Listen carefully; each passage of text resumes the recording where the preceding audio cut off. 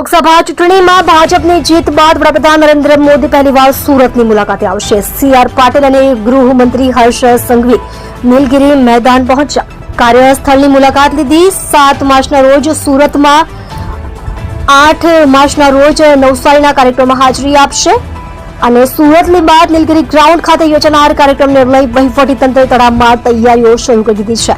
નીલગિરી ground ખાતે વૃદ્ધ સહાય પેન્શન યોજનાનો કાર્યક્રમ યોજાવાનો છે।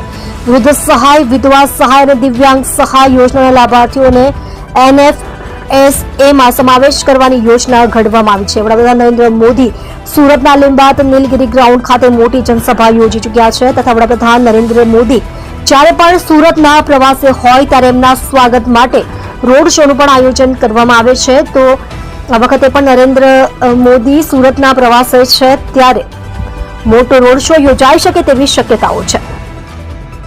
તમે જોઈ રહ્યા છો કેપી ન્યૂઝ ચેનલ રફીક શેખની સાથે।